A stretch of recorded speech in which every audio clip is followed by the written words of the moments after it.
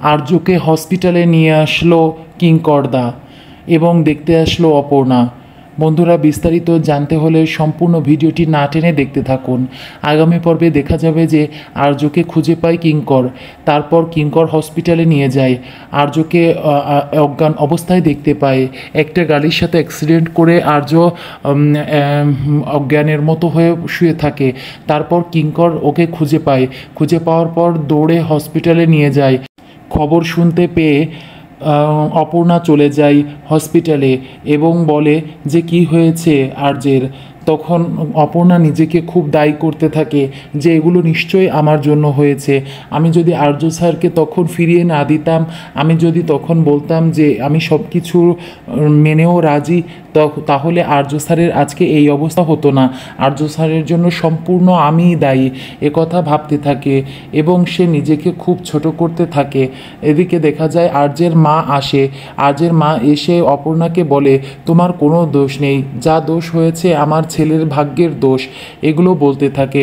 এদিকে দেখা যায় মীরা অনেক চিন্তায় পড়ে যায় এবং হিংসা করতে থাকে অপর্ণাকে।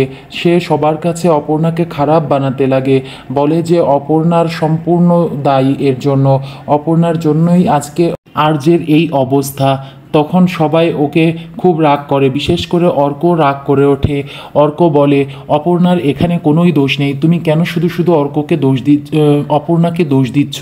এদিকে দেখা যায় খুব কান্নাকাটি করে অপর্ণা এবং খুব ভেঙে পড়ে। ও বারবার বলতে থাকে যে আমি তো আপনাকে ভালোবাসি আর্য স্যার, কেন আপনি এই কাজটা করলেন? আপনি তো বাড়ি চলে যেতে পারতেন, তাহলে এই সমস্যাটা আর আমাদেরকে পোহাতে হতো না। আমিও তো আপনাকে ভালোবাসি, আপনার এই কষ্ট আমি বুঝি। আপনি যে অনেক কষ্টে আছেন এটা আমি ওই দিনের রাতে দেখেছি। আপনার কষ্টটা আমি ভাগ করে নিতে চাই। আপনি দ্রুত সুস্থ হয়ে ফিরে আসুন এবং আমিও আপনাকে ভালোবাসি, এ কথাটা আমি এখন আপনাকে বলতে চাই।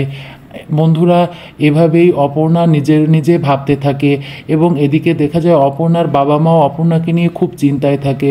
ওর বাবা মা চায় না অপর্ণা আর্যের সাথে মেলামেশা করে এবং যেন ওর সাথে কোনো দেখা করে, এবং এমনকি অপর্ণার বাবা চায় যে ও যেন কোনোভাবেই ওই অফিসে আর চাকরি না করে।